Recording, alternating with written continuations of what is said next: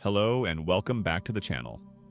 Today, we're diving into one of the most fascinating and controversial theories about our planet.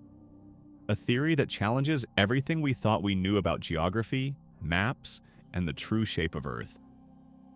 Here's a question for you. Why does the United Nations flag have that specific circular shape? Why is Antarctica so heavily restricted? And why does a 130-year-old map from 1892 seem to match the logo of the most powerful international organization on Earth? What you're about to discover might change the way you look at a globe forever. So stay with me, because the details of this story are far stranger than you could imagine. Let me start with a simple question. When you think of Antarctica, what comes to mind? Most people imagine a frozen wasteland at the bottom of Earth, a place of ice and isolation, a continent that sits at the southern pole of our spherical planet. But according to a theory that has gained millions of followers online, you might be completely wrong about what Antarctica actually is. According to this theory, Antarctica is not a continent at all. It's not just a frozen desert at the edge of our world. Instead, Antarctica is something far more extraordinary. It's a massive wall of ice, a wall that circles the entire perimeter of our planet, a wall that contains and protects everything we know, everything we've ever known. Think about that for a moment. If Antarctica was truly a giant ice wall surrounding our world, then everything changes. The Earth wouldn't be the sphere we learned about in school, it would be a flat disk. And beyond that wall, well, that's where things get really interesting. If such a wall exists, then something must be hidden on the other side. New continents, perhaps. Undiscovered civilizations. Resources we can't even imagine. And the question becomes, why would anyone want to hide that? Why would governments and space agencies work so hard to keep this secret? The answer might be simple. Control. If the world's population knew that infinite lands existed beyond the ice wall, if they knew they could simply travel beyond and claim new territory, what would happen to our current system of government, economics, and power? The entire structure would collapse. So governments, according to this theory, decided to keep Antarctica off limits. They made it a restricted zone. They filled our textbooks with the idea of a spherical Earth, spun by space agencies and taught by scientists. And no one questioned it, at least not officially. But then, in 1892, something happened that would spark a movement that continues to this day. In 1892, a man named Alexander Gleason published a map. Not just any map. A map that he claimed was scientifically and practically correct in its depiction of the world. He called it Gleason's New Standard Map of the World on the projection of J.S. Christopher. Alexander Gleason was a civil engineer, an inventor, a man who understood mathematics, geometry, and geography. He wasn't some fringe thinker. He was respected in his field, and when he created this map, he did something remarkable. He challenged the fundamental belief about Earth's shape. Gleason took an idea from a man named J.S. Christopher, who worked at a place called the Modern College in Blackheath, England. Christopher had developed a specific map projection, an Azimuthal equidistant projection. When this projection is applied to a map of Earth, something extraordinary happens. The world appears as a flat circle. Antarctica appears as a ring around the outer edge.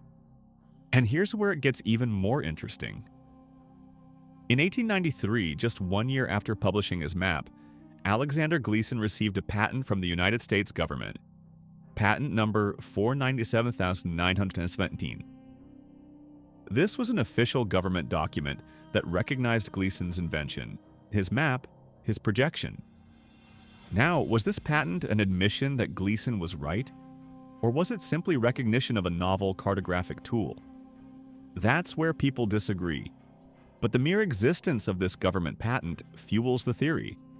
It suggests, at least to believers, that someone in power knew the truth. Gleason wasn't working in isolation. In 1890, 2 years before his famous map, he published a book titled, Is the Bible from Heaven? Is the Earth a Globe? In this book, Gleason argued using three things: biblical references, scientific claims, and what he called common sense.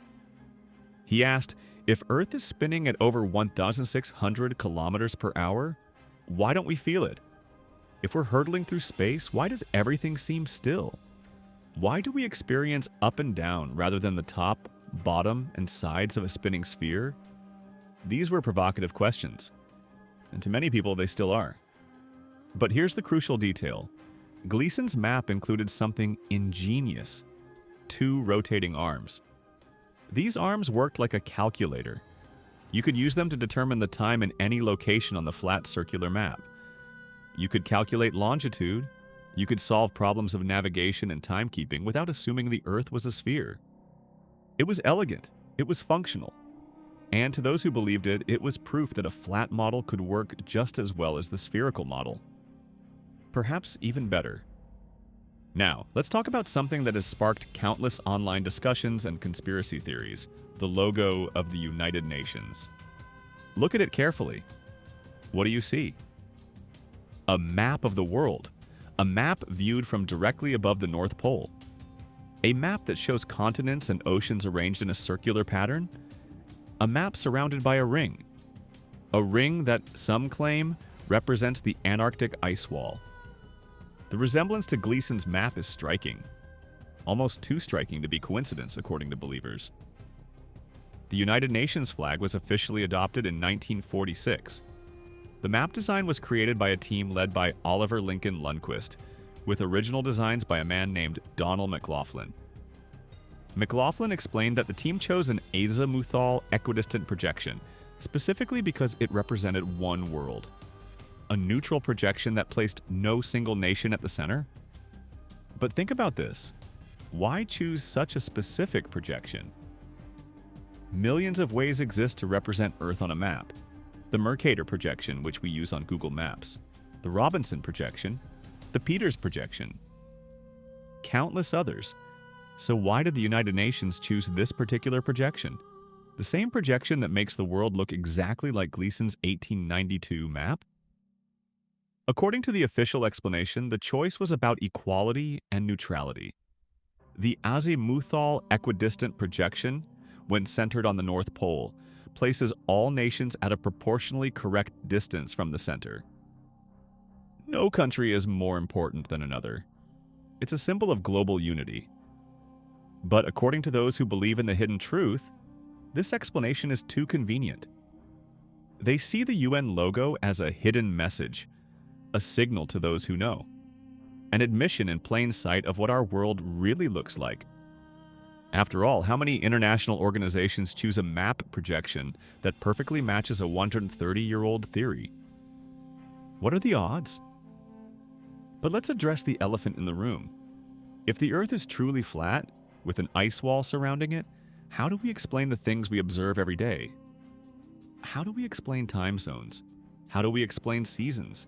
How do we explain why ships disappear bottom first over the horizon? Gleason and other flat Earth proponents have answers.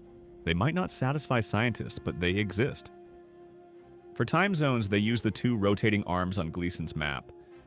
These arms calculate time based on distance from the center. The farther you move from the center, the later the time becomes. It's a mathematical system that works on a flat plane. For seasons, they propose that the sun doesn't orbit Earth. Rather, the sun moves in a circular path above the flat Earth. During certain times of the year, the sun is closer to certain regions, creating warmer temperatures. During other times, it's farther away, creating winter. The sun acts like a massive lamp moving in circles above a flat table. As for ships disappearing bottom first, many flat earthers claim this is an optical illusion caused by perspective. As objects move away, they shrink in our vision and eventually disappear due to the limitations of human eyesight, not because of Earth's curvature. Are these explanations scientifically valid? That's a question for trained astronomers and physicists. But the point is, flat Earth believers have constructed a system that, in their view, explains all observable phenomena without assuming Earth is spherical. This brings us to the most intriguing question.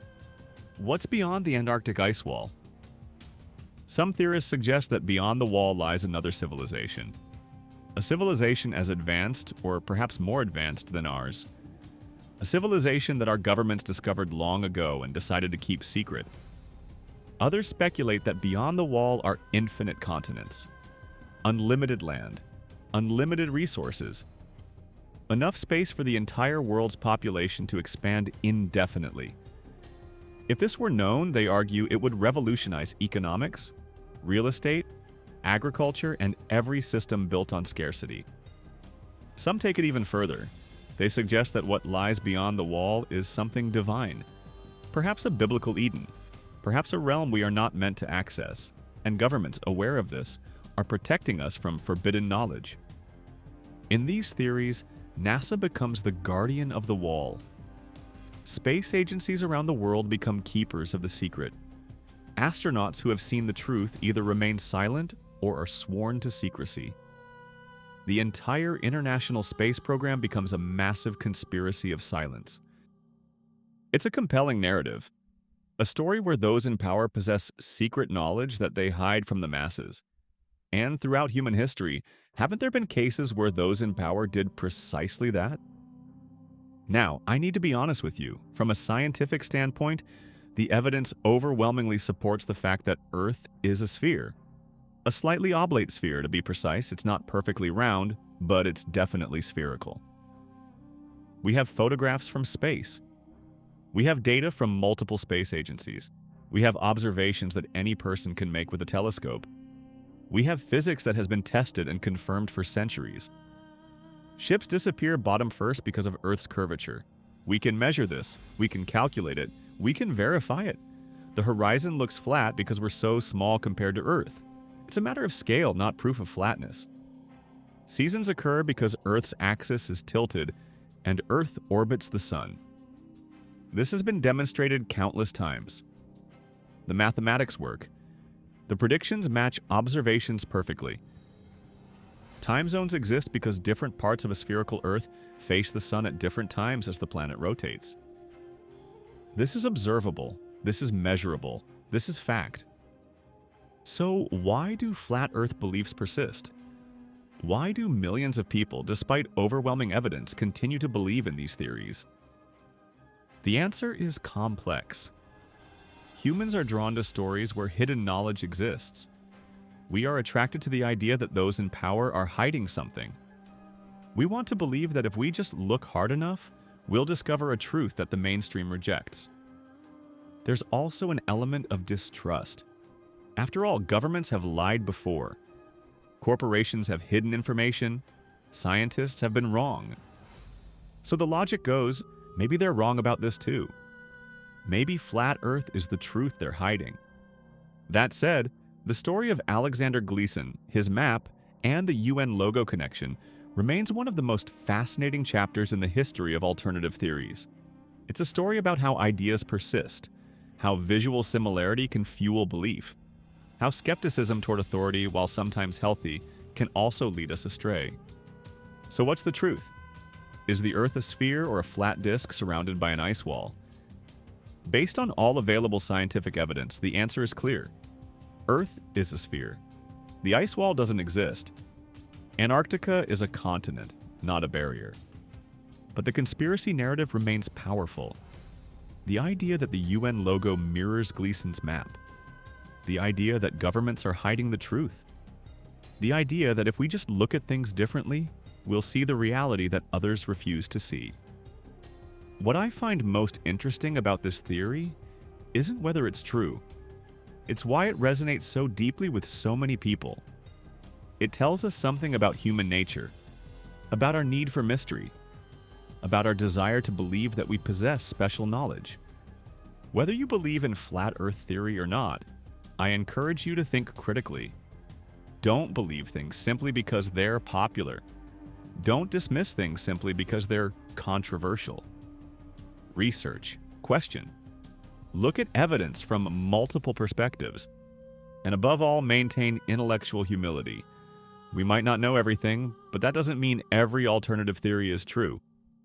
If you enjoyed this deep dive into one of the most persistent conspiracy theories, please like this video. Subscribe to the channel for more explorations into mysteries, theories, and the strange corners of history and science. Do you believe in any of these theories? Or do you have your own ideas about what might be hidden from us?